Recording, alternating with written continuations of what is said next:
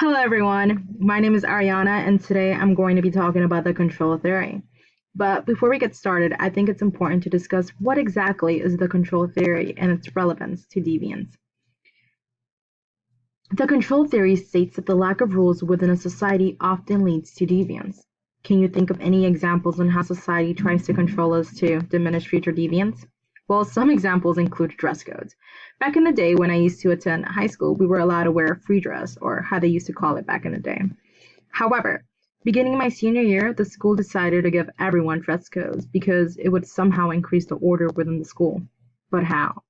Well, with dress code, everyone is dressed the same, so it was pretty easy for staff to recognize who attended the school and who did not. But most importantly, it was said that wearing uniforms would prepare us to become independent, successful people. By pairing uniforms with the word successful, it could only indicate that there was no room for deviance, only order. So today, I'm going to be talking about 4 people who use the control theory to explain deviance. First off is Hershey's, a man who believed that having a weak bond to society will ultimately lead to deviance.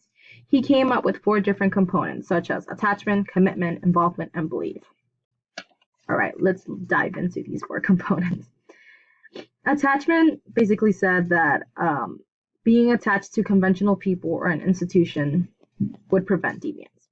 Commitment referred to how an individual uses his time. Is he working? Is he studying? Involvement, participation in conventional activities.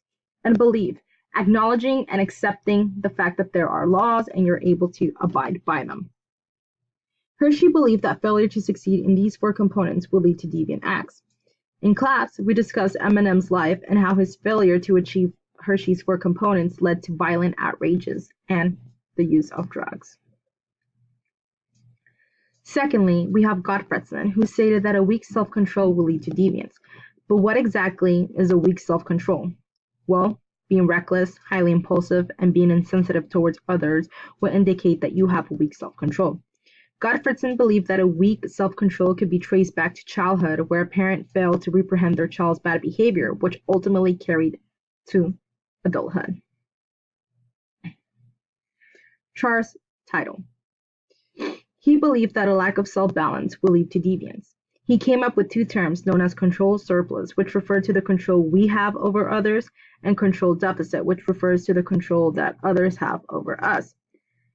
Tittle believed that individuals who lacked control balance would either have a control surplus or a control deficit, and would eventually participate in deviant activities such as rape, murder, theft, vandalism, and child molestation. There were several critiques. This is directly from the textbook. Often, it is the deviant experiences that causes people to have a weaker social bond and self-control, rather than the other way around. Lastly, we have Braithwaite, who stated that society controls us through shaming. But why shaming? Well, when you shame someone, it evokes anger or guilt within the individual, which makes them not want to commit the same act again. Braithwaite came up with disintegrating shaming, which was the rejecting and stigmatizing of individuals, and reintegrating shaming, which states that, which makes an individual feel guilty, but at the same time showing forgiveness for what they have done. Now in Japan, they use reintegrating shaming, while in the US, they use disintegrating shaming. Because of the different methods of shaming, Braithwaite believed that it was the reason to why crime rates were so low in Japan and so high in the United States.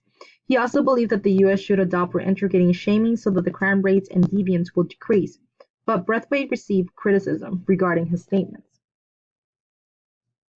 What about the 2nd, 3rd, 4th, etc. time offenders? Would reintegrating shaming still work on them? This was something that Braithwaite couldn't answer, and that's why it was a critique to his method. Thank you for listening.